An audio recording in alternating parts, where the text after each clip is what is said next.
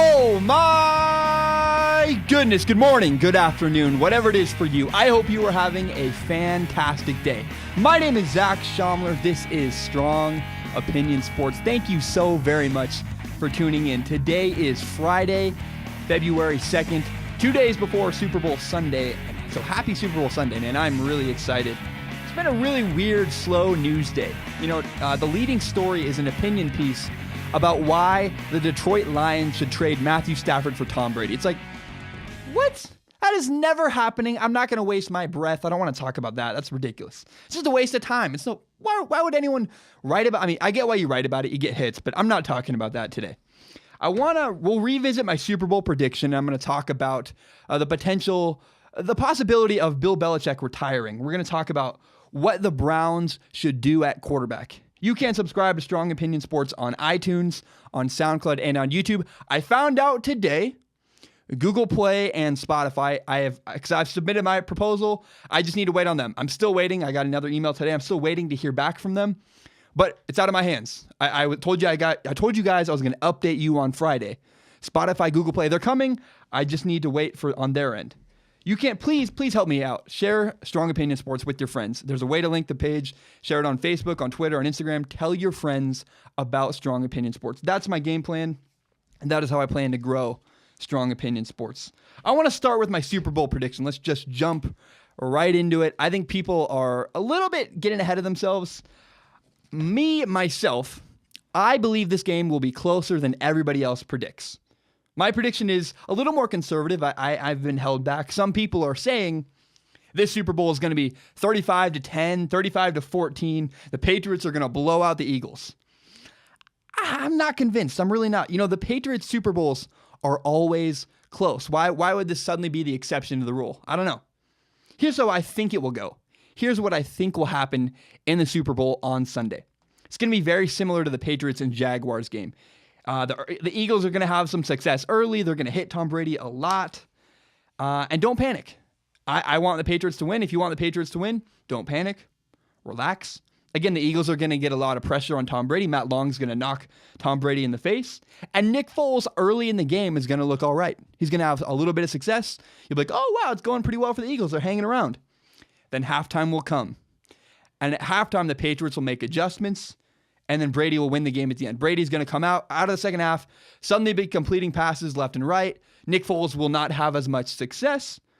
And Tom Brady, once again, is going to pull out a victory at the end of the game. Maybe they win with 10 minutes left. I don't know. But it's going to be closer for longer than people think. I believe that. Now, something to look for, something to consider, something to think about as you're watching this game. The Patriots have never scored in the first quarter of all 7 of their Super Bowls. They've never once in a Super Bowl scored in the first quarter. And if the Patriots do score early, if the Patriots can score a touchdown or a field goal or anything early in the game, the Eagles are screwed because the Eagles offense is led by Nick Foles. You do not want to play from behind with a quarterback like Nick Foles. That is a bad losing situation for the Eagles. The Eagles have a great running game. That is their strength. They want to be able to run the ball. If they have to play catch up, they're in trouble. So look for this. If the Patriots score early in the game, it could get ugly very quickly. Just be aware. The Patriots have never scored in the first quarter of any of their Super Bowls. And if they do, the Eagles will be in trouble. That's my prediction. I predict 24-21, 24-17, 21-17, something like that. A closer game, a one-score game, but the Patriots will win.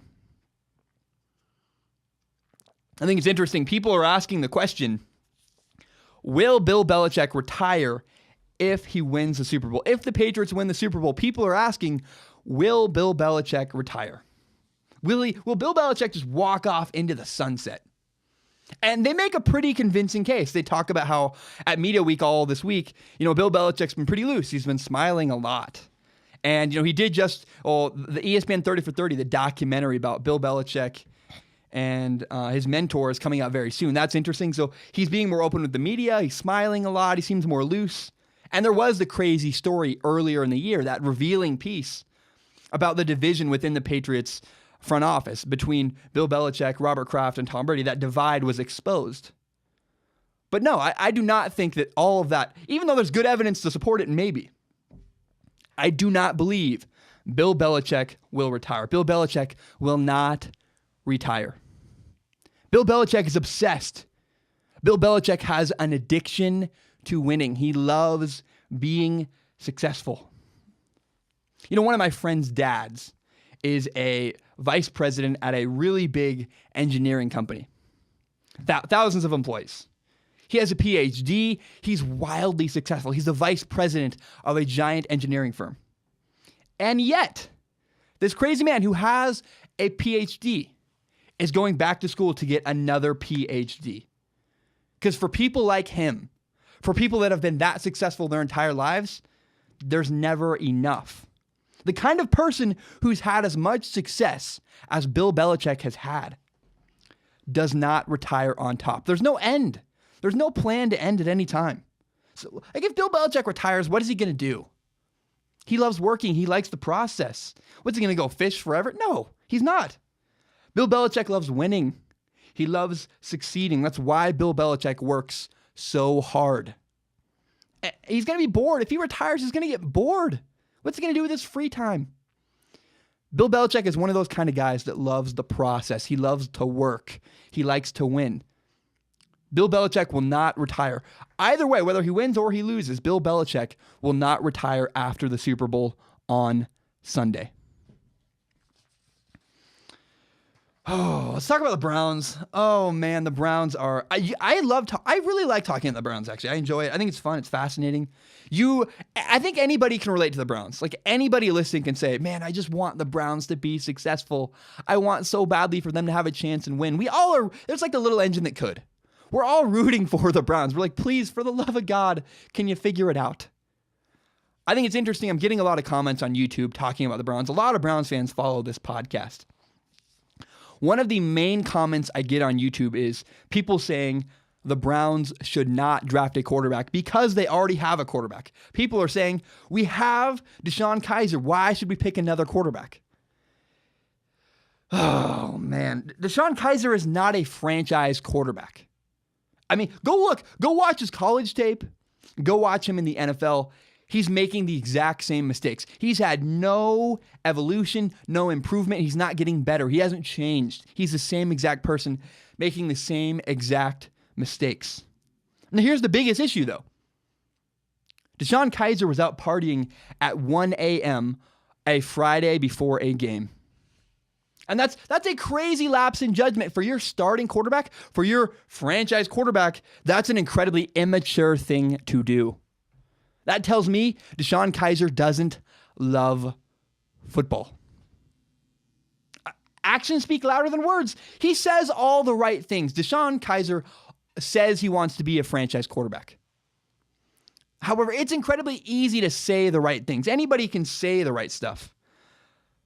I want to see him back it up with his actions. I think he actually believes he wants to be a franchise quarterback. I think DeShone Kizer actually thinks he wants to be an NFL quarterback.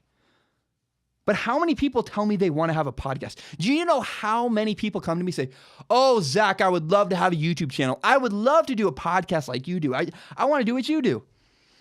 But people don't realize how much work it actually is. I'm sure people would love it. I'm sure they would be happy to be a podcast host. They would be happy to have a YouTube channel. But they do not realize how much work it actually takes. It is 10:30 on a Friday night, and I'm in college. What do you think a lot of people in college are doing on a Friday night? They're out partying. They're doing other stuff. I'm going to be in my room editing a podcast till 5 a.m. People don't realize what it takes. You have to give up. You have no social life.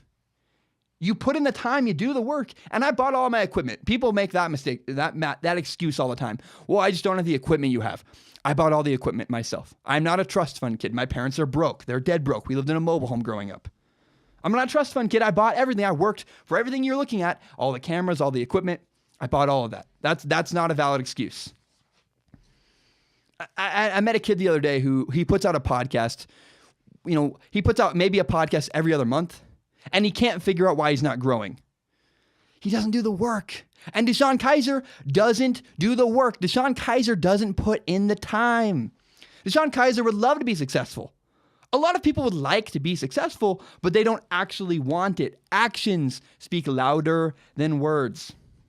I'm obsessed right now with Tom versus Time. It's Tom Brady's docuseries about kind of his life, showing the behind the scenes part of Tom Brady and his success, his journey, and the way he plays quarterback.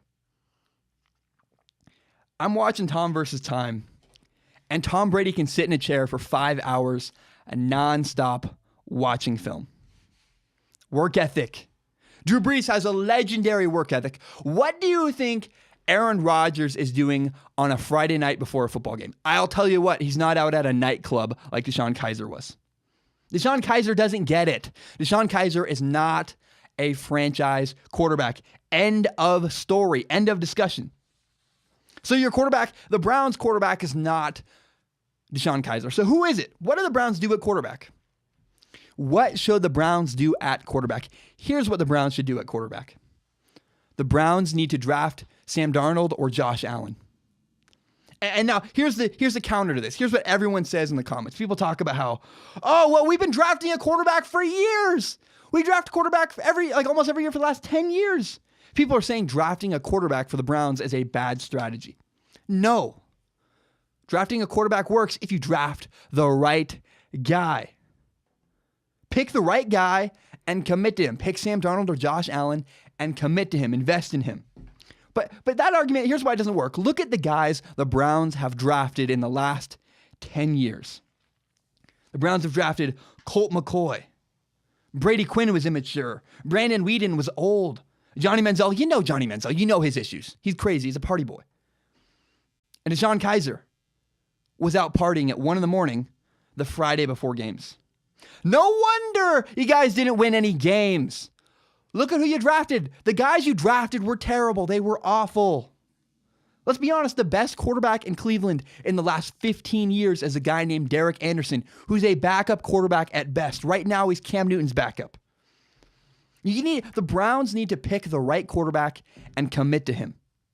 Sam Darnold is my choice. I wouldn't criticize if the Browns drafted Josh Allen. I think Josh Allen is a good guy, good quarterback as well. But think of him as a long-term investment. Don't panic when you pick Sam Darnold and he struggles. He's not going to be successful immediately. Be patient. Give Sam Darnold or Josh Allen 4 to 5 years. It's a long-term investment. Really invest in the guy. Invest in the quarterback. Give him time. Be patient. And then here's the other thing people say. We should have gotten Alex Smith. The Cleveland Browns should have gotten Alex Smith. No. Alex Smith would have been duct tape. Alex Smith is 33 years old. If you bust a pipe and your fix is to use duct tape, if you fix a busted pipe with duct tape, you solve the problem for maybe 3 days, 2 to 3 days max. The truth is you need to replace the pipe.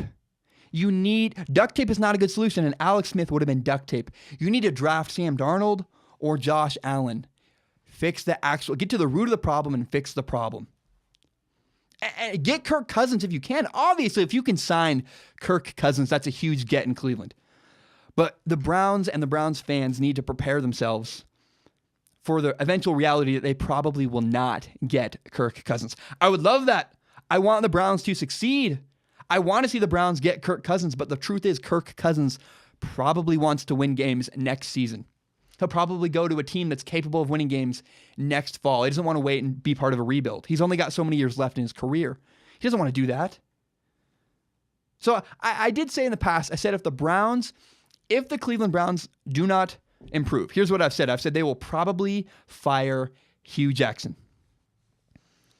But I don't think people realize how low that bar actually is, how low the bar is for the Browns to improve. Winning 3 games next season is an improvement for the Cleveland Browns. If the Browns win 3 games next fall, Hugh Jackson should keep his job. The Browns winning 3 games next year is a successful season. Again, the Browns need to pick the right quarterback. Sam Darnold or Josh Allen. Either one, take your pick. I think they're both great. I prefer Sam Darnold, but if they pick Josh Allen, I won't criticize that either. But pick the right quarterback and be patient. Invest in him. Be patient. He's going to struggle. He's a rookie on a terrible team. Give him 4, 5 years. I mean, what do you have to lose? When's the last time you've had losing seasons for years anyways, and pick one guy and invest in him and don't move off of him. Be patient and invest in him. That is what the Browns should do. Pick a guy, pick Sam Darnold or Josh Allen and invest in him. Be patient. Oh man, the Browns. I so badly want the Browns to win, man. I just want the Browns to be successful. I have a heart. It's such a good story. If the Cleveland Browns can get turned around, God, that's the story of the century. I so badly want that to happen. I do have a belief. I have a belief that once you think about breaking up with someone, it's over. Unless you're married. Married's a little different. But when the thought creeps into your mind, hey, I should probably break up with this girl, end it. It's over. I had an experience in high school where I had a girlfriend and I thought about breaking up with her and I chose not to. And what I should have done, I should have just ended it right then and there because I would have saved both of us a lot of heartache farther down the road. So this week, the Ravens owner, Steve Bisciotti, talked about how he considered firing the Ravens head coach, John Harbaugh. And my first thought was, why would you say that publicly? Why would you ever come out to the media and say that? Are you saying that? Are you trying to prepare the fan base? Are you telling Jim Harbaugh the pressure's on? Or John Harbaugh? You could have just told John Harbaugh in a meeting, hey man, the pressure's on. We got to win this year. But by coming out publicly and saying, yeah, I thought about firing John Harbaugh. That's the beginning of the end. I mean, that's awful. I hope I'm wrong. I love John Harbaugh. But the process of erosion just started. Once that thought creeps into your mind, it's over. It really is. I hate to say that. I love John Harbaugh. But the breakup just started. The fact that the Ravens owner, Steve Bisciotti, is thinking about firing John Harbaugh says to me, his days are already numbered. It really is. It's scary. It really is. Brief, I just wanted to touch on that. I have 3 more stories left. I'm going to talk about why winning matters. I'm going to talk about one story relates to the 49ers, and one story is about a quarterback at Princeton. I want to talk about this first, though. I attend Washington State University, and I watch a lot of Washington State basketball. Let's talk about the Washington State men's basketball team. And I don't mean to be nasty. This is more about an overlying issue than it is really about the Washington State men's basketball team. But they brought this to my attention. So the WSU men's basketball team is 1-8 in conference play and 9-12 total, and they've lost 4 in a row. They're having a bad season. They're not having a great season. And the Washington State men's basketball team just released a new series on YouTube called Respect My Hustle. And it's a well-done video. I'm really good friends with the guy who made it. I love the guys. They're great. It's got great editing. It's well done. I love my friends. I think it's a good video. But the concept of respect my hustle. I don't respect Washington State men's basketball's hustle. I don't respect your hustle. I respect winning. That's what I like. That's what I respect. And that shouldn't be controversial. If you fail on a math test, I don't respect that. It's really quite the same in sports. I respect winning. You can work hard, but if you suck, it doesn't matter. Winning matters. Nobody cares if you suck. I know I'm a bad person for saying that winning matters.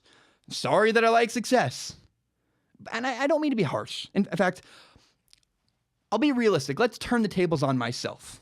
I'm not successful yet. Not in my eyes. My audience is small. I'm nobody.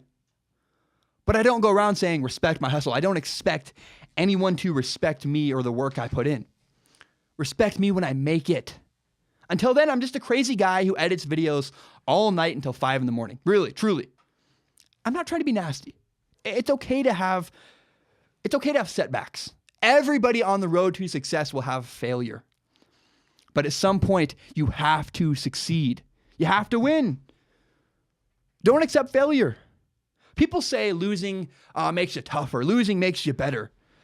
That's half true. The idea that losing is good for you is half true. Failure is only growth if it drives you to success. If you don't learn from it, if you don't get better from it, it doesn't matter. Coach Wiggins, a guy reached out to me That's his quote right there. Failure is only growth if it drives us to succeed. So Tom Brady was drafted in the 6th round of the NFL draft. And another guy named Omar Jacobs was drafted in the 5th round by the Pittsburgh Steelers in the 2006 NFL draft.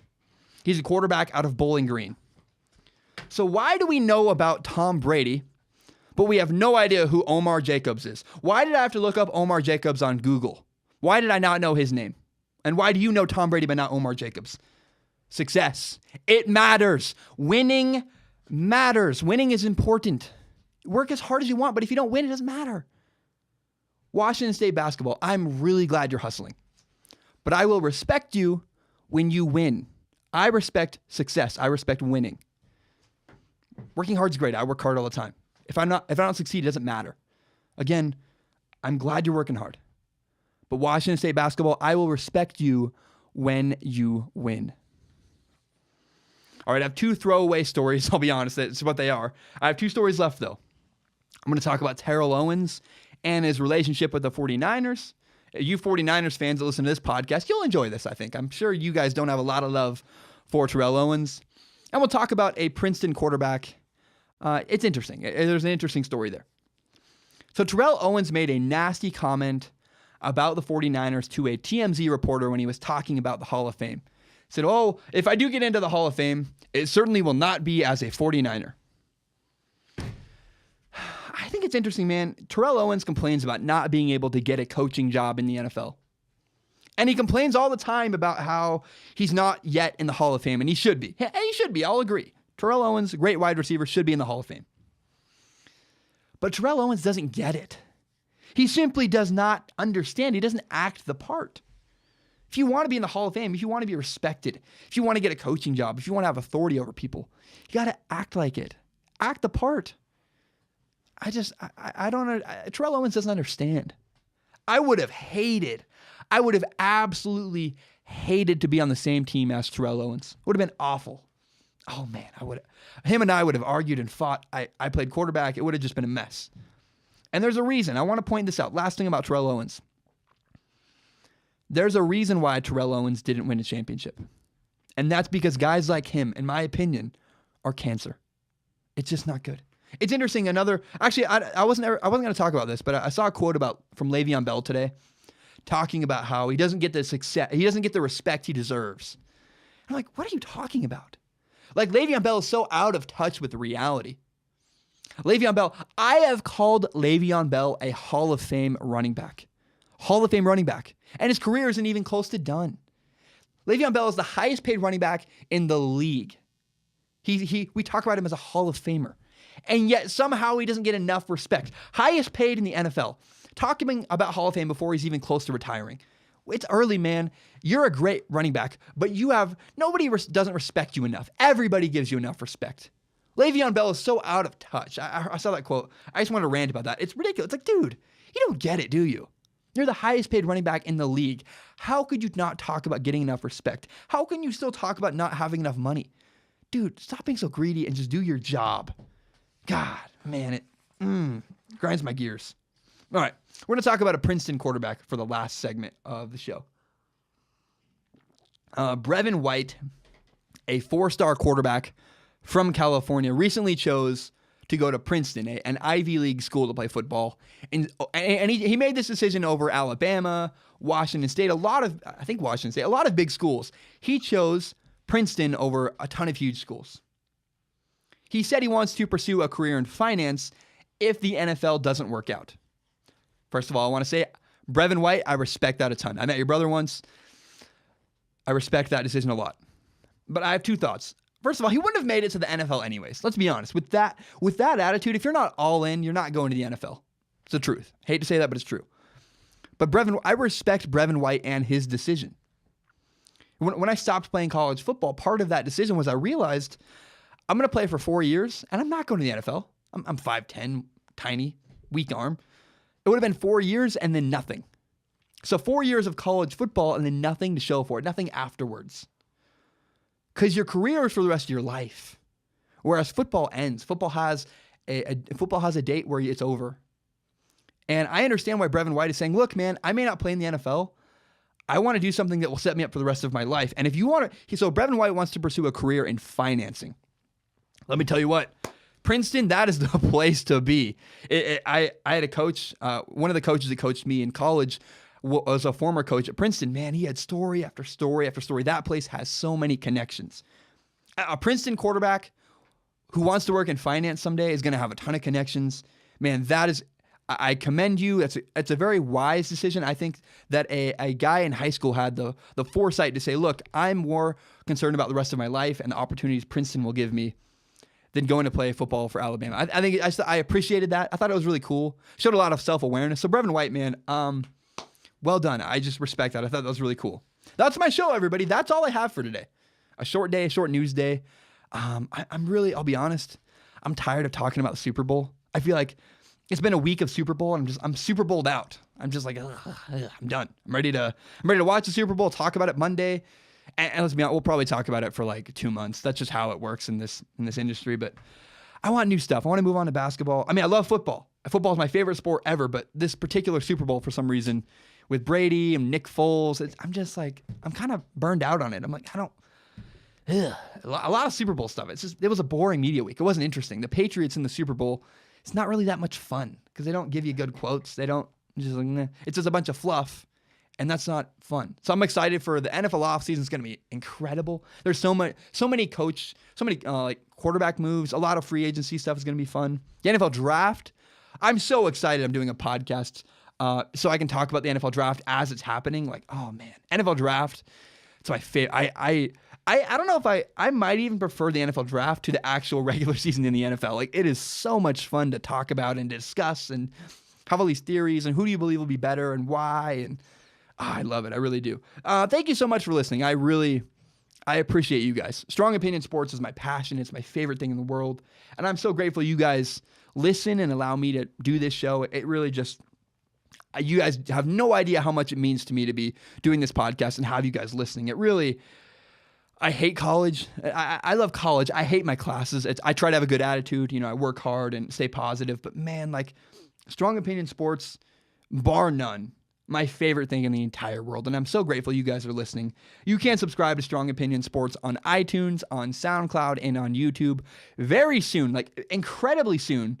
Spotify will probably take longer. Their process is just taking forever. But Google Play did send me an email today. It's coming very soon. So I think realistically in the next week, you'll probably be able to find Strong Opinion Sports on Google Play. Because what it does is you have to fill out an application and then submit it to them, and they have to approve your podcast to be on their platform. It's really nice, actually. It goes through SoundCloud, and then you send your RSS feed to them, and when you put it on SoundCloud, it automatically goes off to these other places you can find podcasts, like iTunes, Google Play, and Spotify. So I'm just waiting for them to approve it. Please tell your friends about Strong Opinion Sports. If you like this podcast, if there was anything I said that you agreed with, help a brother out. Please tell your friends about Strong Opinion Sports. That's my game plan. That's how I plan to grow. So if you like this podcast, tell your friends about it. And I just want to say again, thank you so much for listening. I hope you have a great day. Enjoy Super Bowl Sunday. I'll be back on Monday. I can't wait to share my thoughts, man. I made a video last year called Super Bowl 51, and I talked about why the Falcons, in my opinion, didn't choke. It was kind of out there, a little crazy. I love breaking down games and talking about it. So I hope you enjoy it. I'll be back on Monday. Thank you so much. Have a great weekend, everybody. Enjoy Super Bowl Sunday and have a great one. Bam, we're done.